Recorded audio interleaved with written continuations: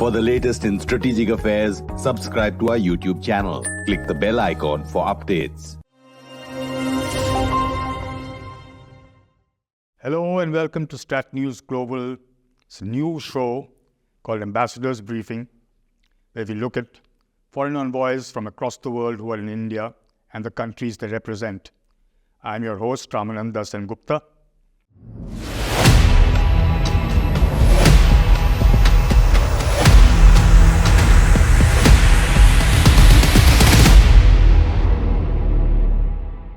Our very, very special guest today is Mr. Dilshod Akhatov, who is the ambassador from the Central Asian Republic of Uzbekistan. Thank you so much for joining us, Ambassador. Yes, thank you very much, first of all, for this talk, for this conversation. It's very, very interesting, of course.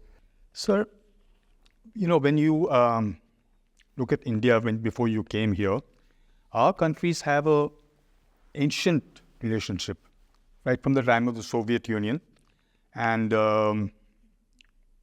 people to people, business and everything we've had. How do you think the relationship is now at the moment? Is it the same? What do people in Uzbekistan think when they think of India? Thank you. Very interesting question it is. I would like to correct you. The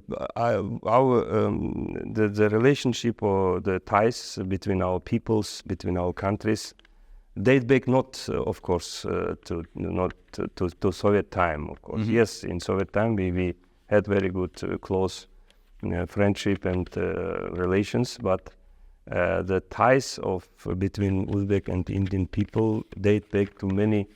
Not centuries, but many thousand years, I could say. Yes, in the ancient time, even before Silk Road period, the people of Uzbekistan and India had really close contacts, trade contacts through trade relations.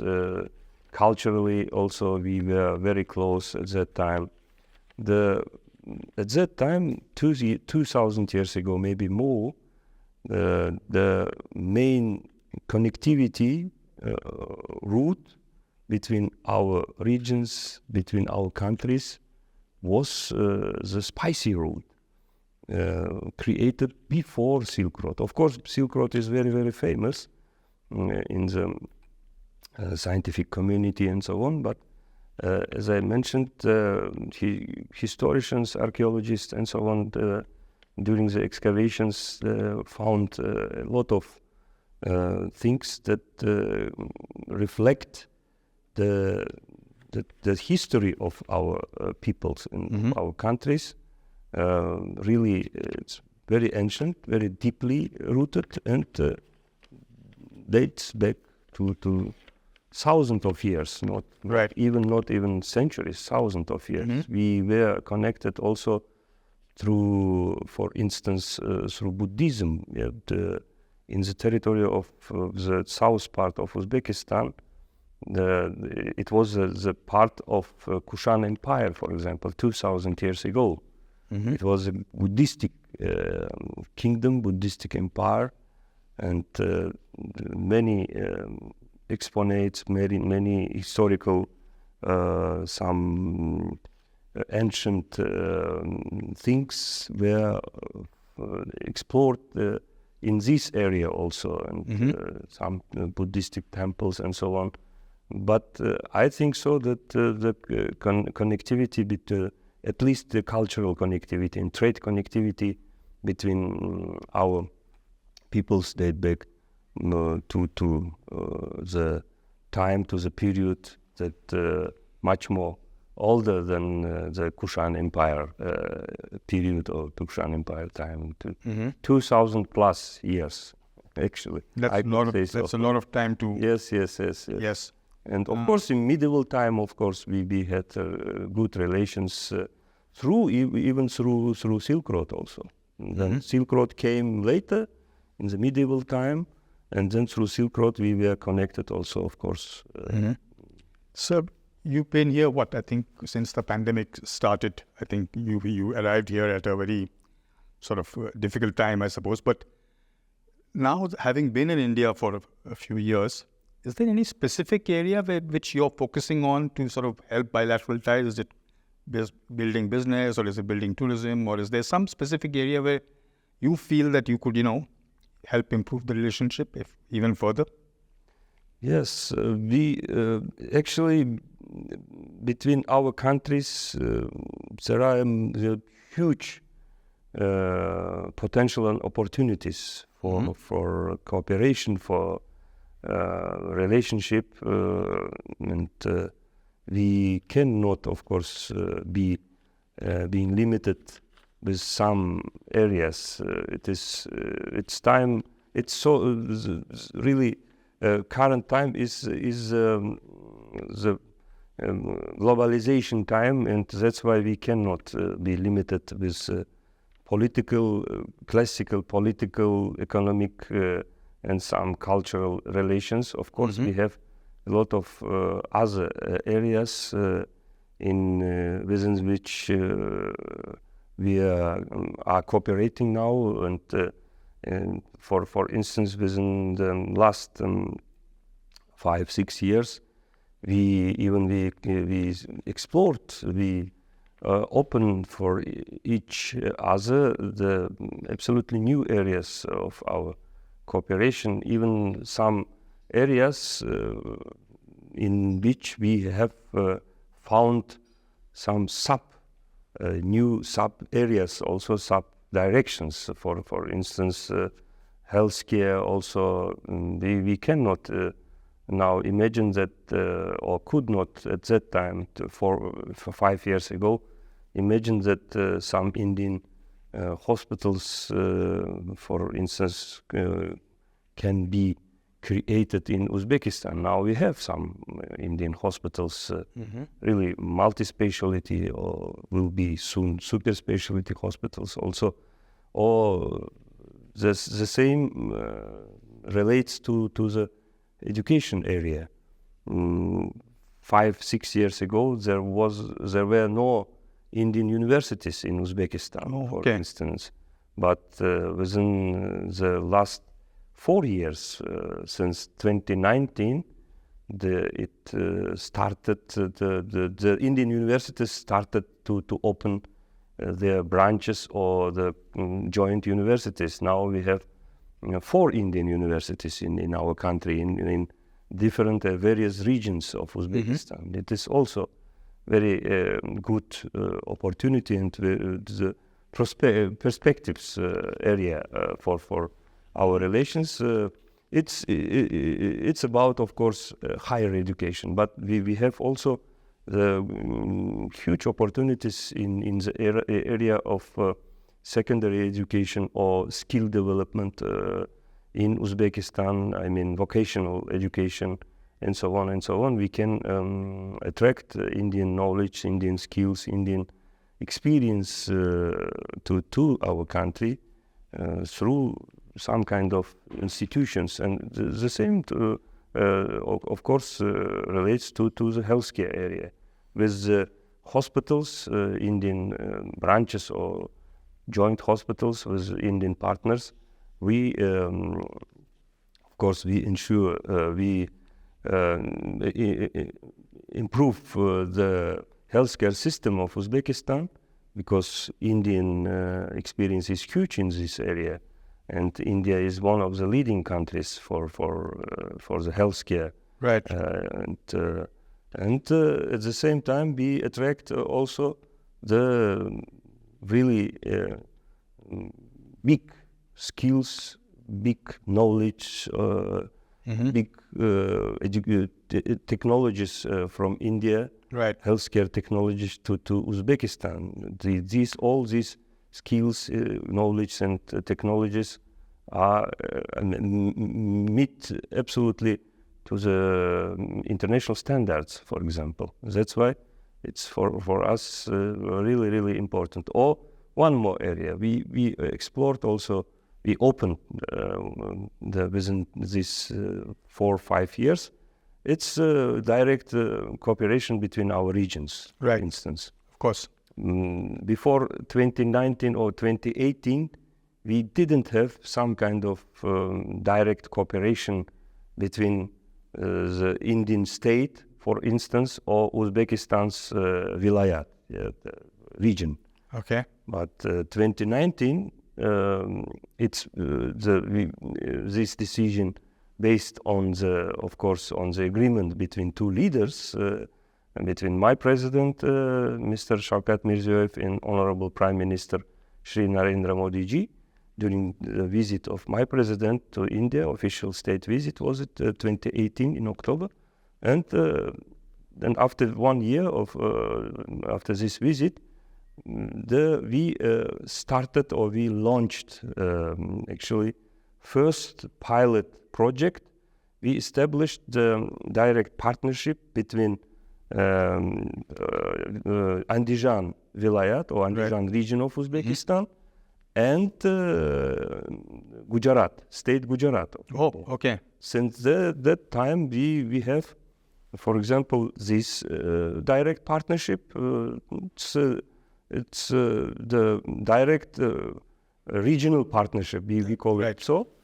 And one more, in the last year, we established second, the direct partnership. It is second project, of course, between Fergana region of Uzbekistan and Haryana, state Haryana of India.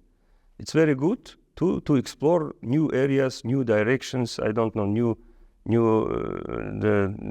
some opportunities for the cooperation, for good relationship between two countries. Right. That's right. And as well as the same relates to the city partnerships. For example, 2018, the twin city partnership was established between Samarkand city, world famous historical city, and world famous also historical city Agra, for instance. Yeah, between Samarkand and Agra, both are twin city. Has twin city partnership. Both are like brothers. Yeah, two brothers. Yeah. Right. Samarkand is an ancient city, the world famous 2,750 years old city in Uzbekistan. And Agra is very old city also, and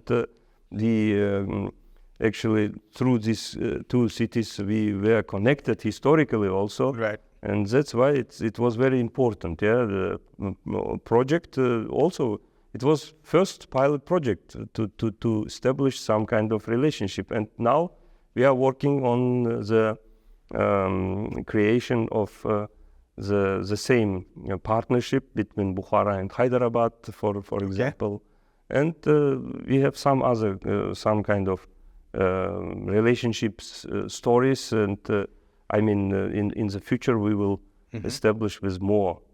So much more tourism, sort of, if you look at, is another sort of an area where I suppose I've been noticing a lot of promotional going on about tourism in Uzbekistan. Absolutely, yes.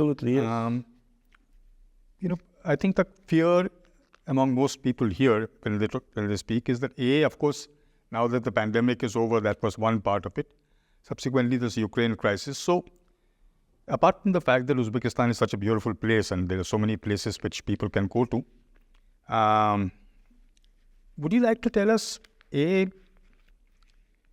whether it is absolutely safe for tourism right now, number one? Number two, is there some space or some place that you would recommend, which not many people in India know about, which perhaps you could recommend that anybody who visits from India should visit that place?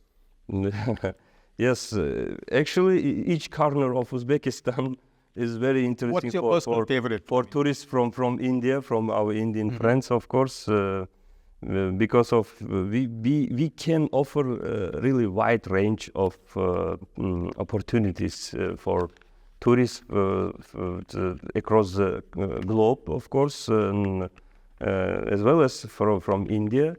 It's about some kind of so-called historical tourism, like the trips to the cities like Samarkand, Bukhara, Khiva, for instance, Shahrisabz, Tashkent, as well as capital city, and or some pilgrimage tourism also we can offer also in this area. A lot of opportunities for Buddhists from India, for instance, to have a travel to Surkhandarya region in the southern part. As I mentioned, we have some very ancient temples, Buddhistic temples, were explored the 25 or 27 years ago by joint excavation or of Uzbek and Japanese archaeologists, for example, and very ancient Buddhistic temples. The both some areas, but as well as we have very beautiful landscapes, for example, and really rich. We have mountains areas, high mountains, 4+, 5+, and we have desert areas, for the huge desert, like in Sahara, for example, in Africa. They're pure desert, not steppes, but deserts area. We have flat areas, also oases, then with rivers, with lakes, very beautiful lakes, and so on. And as well as for winter tourism or winter sport, also we have appropriate, very created within the high international standards places. For instance, in the not so far from Tashkent, 60 kilometers from Tashkent, we have the resort, the Amirsoy resort. It's actually it's open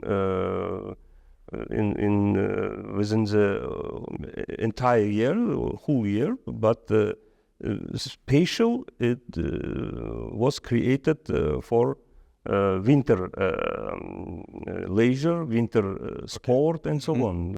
You still have, of course, a few more years here. But during the time that you spent here so far, what has been your impression of this country, number one? And what is the message you will take back when you go back to Tashkent and probably become foreign minister, for all I know? Think. Thank you. Actually, I can say that I must be very happy to be appointed to your country, to India. India is a huge country. India is a great country. Not just only geographically. Of course, geographically it's huge, really. If we fly from Delhi to Chennai, it takes, for example, 3+ hours, for instance. If we fly from Tashkent to Moscow, for instance, it takes also almost the same time. Mm-hmm. It is the depth, it is the length of Indian Indian geographical location. But India is very big, one of the biggest economic power in the world now, fifth economy in the world, and will be, I think, in the next years will be also political big power in political arena, in global policy in the world, and a lot of really huge opportunities there are in your country, and for each diplomat, for each ambassador, it is really the rich, huge experience. It is really the big school, I could say, because of India is, I think so, India is one of the biggest diplomatic hubs in the world also, as well as. And the diplomatic corps is very, very big here. 165 plus diplomatic missions are present in Delhi, for instance, and as well as in the big Indian cities also present some diplomatic missions, honorary consulates or consulates, and so on and so on. Really huge opportunities to for the fulfillment of the tasks for each diplomat in India, for fulfillment of their job, diplomatic job in India, and as well as India is very rich in nature, in culturally, of course, and in terms of customs, in terms of traditions, and so on. And we, Uzbek and Indian people, of course, they have both have a lot of similarities, a lot of common things, even in linguistically also. I cannot talk about our history or about the similarities in our culture, in our customs, traditions, and so on. But linguistically also, almost I heard so that almost 5,000 common words we have in our language, between Uzbek and Hindi language at least, yeah, and so on. And that's why I feel myself in India like at home, at my own home. It is your Right, home, Ambassador. my homeland. It is very much your homeland. Yeah. As I said earlier, you will Yes. go back and you'll probably feel that, India will always remain your home. Of course, India, after finishing of my tenure of my diplomatic mission in India will remain as a most interesting and most important part of not of my diplomatic life, but the life as a man, yeah, as a people. That was the ambassador of Uzbekistan, Mr. Dilshod Akhatov, talking to us about the bilateral relations between our countries, which are centuries old, and they're not just surviving but thriving. If you like this program, don't forget to like, share, and subscribe. And we look forward to seeing you again on our next show. Thank you.